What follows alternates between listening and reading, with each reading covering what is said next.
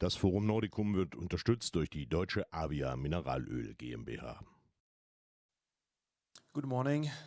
Thank you very much, Torsten, for the invitation. Thank you for the opportunity to be here with you. For me personally, it's been a while since I was last time at Forum Nordicum, so it's a great pleasure. So thanks a lot. My name is Michal Lamplot, if you do not know me. I'm the FIS cross-country race director since last year. I have worked in cross-country skiing since probably forever, but this is my second season as a race director. And I'll give you hopefully not that long and hopefully an interesting update about what's new in FIS cross-country, mainly in the World Cup. A few things I would like to talk about today. Of course, is the World Cup calendar 23-24. We do not have a title event in this season. However, we still have quite a few highlights. I will speak about them. Probably not the most exciting part is the rule changes which we have. There are not many, but some of them are quite significant, and they are mainly related to the implementation of the ban of fluorinated waxes. It's for sure a big topic in, I would say, especially Nordic skiing and cross-country skiing even more. And last but not least, because it's a big topic, I'll just speak a little bit about how the fluor testing will look like on the FIS Cross-Country World Cup. News from the FIS team. Last year we were a little bit understaffed. We were only 3 members on the FIS Cross-Country team. Luckily, unfortunately, we'll be stronger this year. We have a new person on board, Simon Caprini, as the race director assistant. He worked for many, many years as Nordic racing manager in Rossignol. So a lot of years of experience from Rossignol brand, from the site SRS. But as well, he was an active athlete and a member of the French ski team. And we have 2 guys who will be in charge of the fluor ban implementation. Maybe you know the names, especially the first one, Enzo Macor from Val di Fiemme, a long time chief of comp in Val di Fiemme and sport manager for Cavallese Olympic Winter Games, and Robert Pitts from Estonia, also a very experienced person. Calendar for the upcoming season. As I said, we do not have championships or Olympic Winter Games, obviously, but we do have some great events which are waiting for us. The first one is for sure the 18th edition of the Tour de Ski. It's going to be special. We are working on having 2 special stages in Toblach and Davos. I will speak about them a little bit later. What is also special, that for the first time ever, Davos will host 2 stages of the tour. They are going to celebrate the 50th anniversary of Davos Nordic, so pretty special year for them too. And we are really excited about the fact that Davos is going to host 2 stages of the tour. The tour will begin in Toblach. We then move to Davos and end up in Val di Fiemme with a traditional schedule. Then we have a couple of firsts or events who were on the calendar, but then they were not, and now they are back. For the first time since 2015, we are coming back to Gällivare in Sweden in the period 1. Where we will have a great Scandinavian block with Ruka, Gällivare, Östersund and Trondheim. And Trondheim will be the test event for the World Ski Championships. They made some great work in the venue. great ski jumps. Sandro or Lasse might probably speak about it. The courses will be also excellent, so we are really looking forward to going to Trondheim. And we will have a new World Cup site in Switzerland, in Goms. Also, maybe familiar for some of you, it hosted the Junior Worlds in 2018. Yeah, we are also looking forward to that. And last but not least, we are coming back to North America, finally. Last time we tried, it was the unfortunate year of 2020, or March 2020. I think March or spring or year, we want all to forget, but we are really excited to go back to North America. Tour de Ski special edition, maybe a tour of the climbs in each of the venues, Toblach, Davos and Val di Fiemme. There will be something special. In Toblach, we are aiming to have stage 3 as a pursuit, going from the stadium up to the valley to Lago di Landro and back. It's very scenic. I don't know why you do not see the background picture. It's a little bit a pity because there is a the background is with the famous view of the 3 peaks of Lavaredo, where it will be the turning point, and then we will go back. So we are really excited about that. It will be a 25K pursuit. The only thing which we need is natural snow, so we are praying and hoping for natural snow. Another special stage will be in Davos, where we will have 2 valleys race, visiting Fluela and Dishma valleys. So again, a very scenic event, hopefully with a beautiful weather and great snow. And last but not least, of course, like it has become a trademark of the Tour de Ski, the final climb with a mass start. World Cups in North America, yeah, here you can see the pictures, so that's great. We are coming back to Canmore, again, for the first time since many years. Last time we were there in 2018. 4 competitions there, 2 sprints and 2 distance competitions. On the top picture on the right, you see the famous 3 Sisters Peak, which are above Canmore, so really, again, epic and scenic. And for the first time since 2001, and pre-games, we are going to go to World Cup in Minneapolis, in the USA. It is almost going to be a city event. It's going to be in a Theodore Wirth Park in Minneapolis. It is a place which is connected to skiing, to bring young kids, young people to sport, different activities, biking, all year long. Really excited and motivated organizer. They are already sold out for both competition days, and they expect to have more than 7,000 spectators every day. So we are really, really excited about that. This is, of course, not the whole season. Traditionally, we are going to be in Lahti, Falun, Oslo, the standard competition program. I think you saw the World Cup calendar, so I didn't want to spend too much time on that. I just wanted to pinpoint the most exciting or most important ones. Not to forget, of course, the others. Yeah, now maybe a little bit the more boring part. I apologize for that, but still I think it's important. The first thing is more a reminder. Spring this year, the council confirmed that cross-country skiing will have equal distances in all levels, starting from Junior Worlds, U23s, World Cup, World Champs, and Olympic Winter Games. The IOC confirmed the equal distances as well. So from 2025, World Ski Championships is going to be the first title event with equal distances. We saw equal distances on the World Cup already last year, and we continue in that way.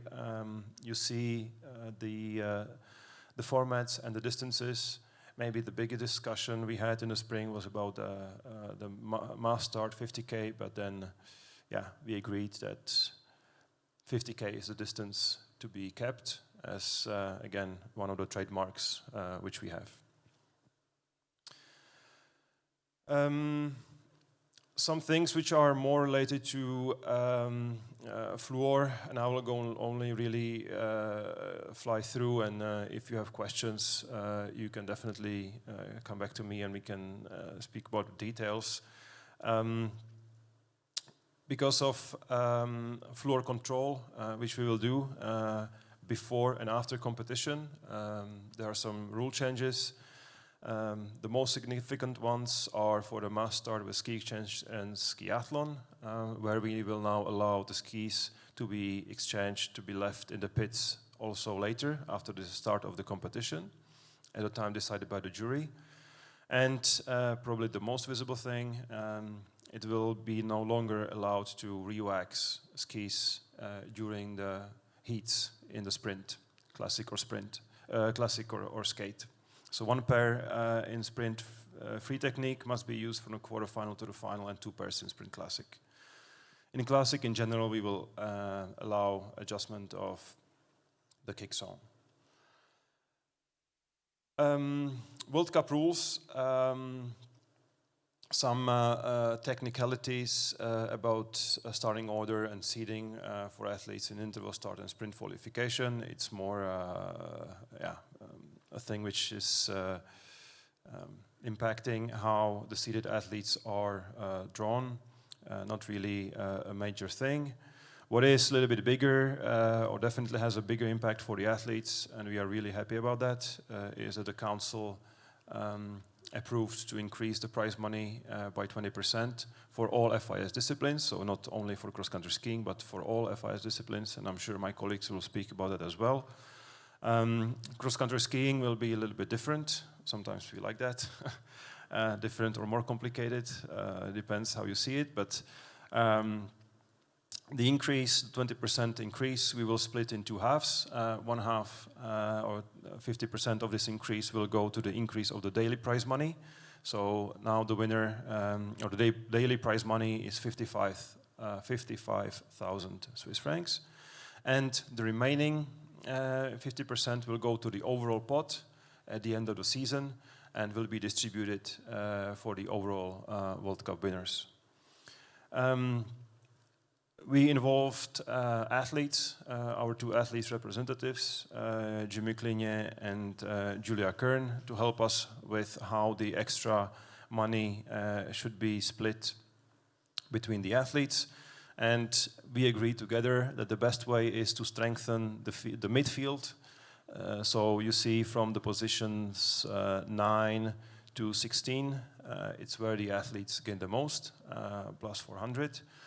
And we keep the split from first to 20th place. Yeah, obviously we would like to our athletes to win more prize money, but yeah, it's really challenging also for the organizers. So this increase is the maximum, and this is what we go for. In team competitions, the number of teams which will get prize money will rise from top 6 to top 10. It's an incentive to teams to participate in team events, so we will try that. I think since a few years we have been a little bit struggling. It's been a challenge to motivate athletes and teams to participate in team events, so this is another incentive. Of course, 500 Swiss francs for 10th place to be shared between 4 persons is not that much, but yeah, still better than nothing. And the overall World Cup, I spoke about it.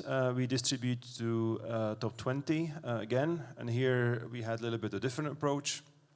Unlike the daily prize money where we focus on the midfield, in the overall World Cup prize money, the focus is on the best athletes where they gain the most. So you see the new split, the new prize money in the black box, in the red box. This money is, or the total is always changing because it depends on the number of events. So for 23-24, this is the split, how it is going to be. Last thing, which is related to rules, is maybe a summary or conclusion, not even a summary, a conclusion of the situation which happened in Lahti, where a Swedish athlete, Michal, was disqualified, what was viewed by the jury as unsportsmanlike behavior. If you are not familiar with the case, it was a situation where she slowed down to give her position to her teammate, which advanced to the next round of the sprint and ultimately won the sprint World Cup. So it created some waves and discussions in the cross-country skiing community. A lot of discussion took place in Zurich and in Dubrovnik in the spring and Zurich in the autumn. And the conclusion is that no new rules have been introduced. Team tactics is part of our sport. Not necessarily it is something which is obvious or visible or clear. Sometimes it has different means.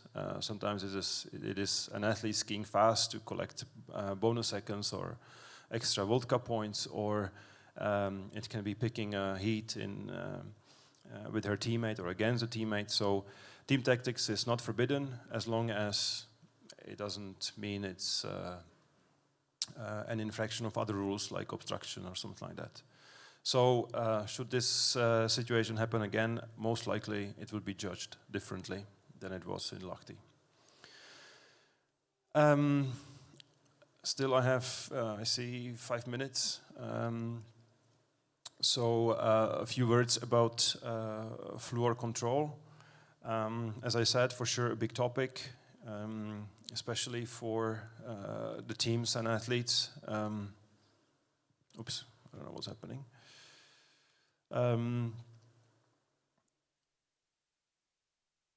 Okay.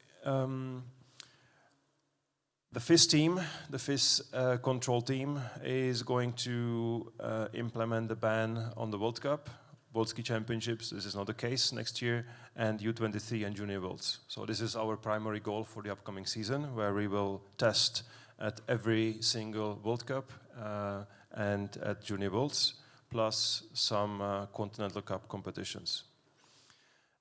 We will have 2 equipment controllers, not both of them at the same time in the venue, but they will rotate the season, so 50% one and 50% the other. And yeah, the testing will be done as close to the start and finish area, and the procedure is depending on the format. The basic concept is that we do not want to interfere with the whole flow, how we are used to it. So the plan, the goal is not to impact the athletes or to impact them as little as possible. It is inevitable that there will be an impact, especially for technicians, because we impact the time when they have to deliver skis for testing. But the rest of the flow, including mix zone, media, interviews, that shouldn't be impacted at all by the fluor ban. Excuse me. This is a drawing how the fluor ban will look like. So first, the technician or the athlete, we do not really care who, but somebody from the team must bring the skis to the pre-race ski check-in. So it is a place where all the skis must be delivered. As a general rule, half an hour, 30 minutes before the race start. Then they will be brought into the test tent where the skis will be tested. We will have 4 testing instruments. So in some competitions we will be able to test all the skis. In some competitions it will not be possible because of time constraints, but we will aim at testing as many skis as possible. After the skis have been tested, and hopefully ideally, all the skis will pass. They will go either to race ski pickup, so that's where they will be waiting for the athletes to pick them up, and only the athletes. If it is a classic race, they can be picked up by the team technician in the kick-wax service zone, where we will allow to adjust kick-wax zone and kick-wax zone only. So it will not be allowed to adjust the glide zones. We will only test the glide zones. We will not test the kick zones with the testing machines. And when the skis have been adjusted by the technicians, they are brought in the zone 2, where athletes pick them up before the race. So from the zone 1 to the pickup, there is no control of the team over the skis. They will have to put them in the check-in area, and then the athlete picks them up just before they go to the start. After the race, similar procedure. When the athlete crosses the finish line and leaves the finish area, one of the first things they will do is they will leave their competition skis in the rack, and the skis will be tested after the race again. They will be brought in the tent, checked. Again, ideally, no positive skis, and then teams can pick the skis afterwards. This table shows you all different formats and the ski delivery times. You can read it yourself, so I don't have to spend too much time on that. Maybe the most important thing is in classic, we will allow 2 pairs to be brought to the start. In skate, it will be 1 pair. Why it is different in classic and skate? Because we want to give teams a fair chance to react to fast-changing snow conditions in case there is a turning point between hard wax, no wax, hard wax, clister, whatever combinations it might be. So we still want to give the athletes a fair chance to react. Why we test before and after the race? Before the race, we test because we want to eliminate any possible contaminated or skis which contain fluor and which could be a competitive advantage. And after the race, we want to exclude that some teams could potentially be successful in some covering techniques. I don't believe it, but still it is a precaution. So that's why we test before and after.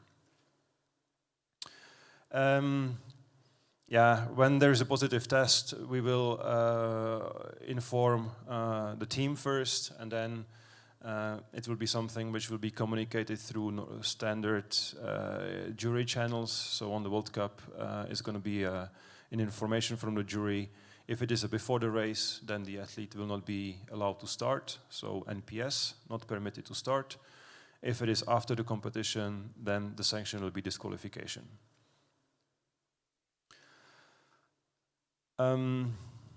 We have some experience from Sulden with one case of an athlete who was disqualified.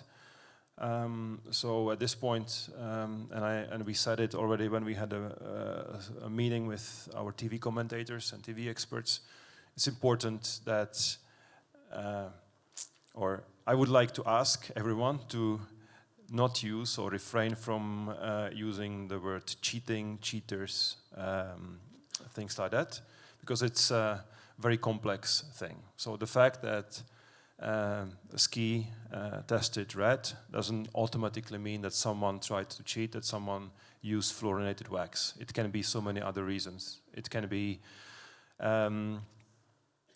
sloppy work at cleaning the skis. It can be contamination from dirty or old tools, brush, whatever. So in respect of the athletes who will be, unfortunately, the ones who will be impacted, I also use this opportunity to ask you to first check the facts and not label athletes as cheaters should it happen that someone is not permitted to start or disqualified. Hopefully it happen, but we are ready. We believe our system is robust, that it will work, and it will deliver fair competitions for everyone. Okay, that takes me to the end of the presentation.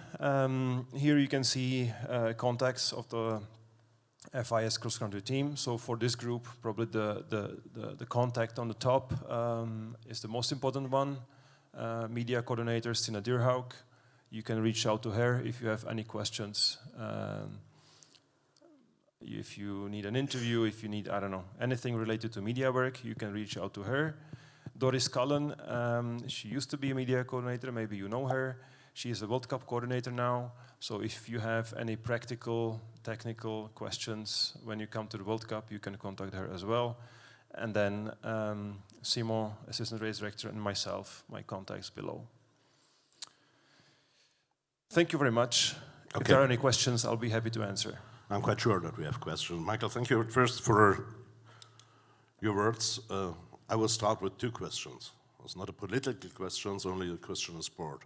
How much you miss the Russians?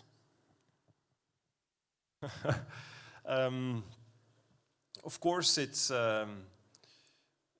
in general, it's important to have the best athletes on the start. I think we all agree about that. From the sport perspective, it's a pity that some of the best athletes cannot take part. But on the other hand, yeah, the situation is as it is, and the time has not come yet for the Russian athletes to be allowed to compete again. Okay, we will see what's happening in the next few months or years, because we are waiting for the Olympics in 2026 and the decisions of the IOC. Okay, and I have, of course, a question to the problematic with the fluorides. For my opinion, the decision not allowed fluor was an environment protection, not a question of sport. Now we have the situation that we have in the top league, in the World Cup, the situation with the control and with the sanctions and all the results. What's with the other kind of sport, with the Alpine Cup, with the must-start races, with the normal races for children in the countries? The ban of fluorinated waxes is a lot connected with environment, but not only. It's also connected to health of humans. The fluorinated waxes, they belong, or the fluorinated compounds belong to FIS compounds, so compounds which do not disappear, they just stay, and they are proven to have negative effect on human health. So that's why these substances are banned. So that's the first. The second, I can only speak for cross country. So in Alpine, they are solving their challenges, but in cross country skiing, I think the starting point is that these waxes are not allowed. If someone is using them, it's cheating. It is simple as that. There's no playing with the margins, there's no threshold, it's nothing like that. If someone is using fluorinated waxes, it is cheating. And I believe it's just go against the principles of racing. These rules are valid for FIS competitions. So what happens at other levels, regional, kids races, that's at the discretion of each national ski associations.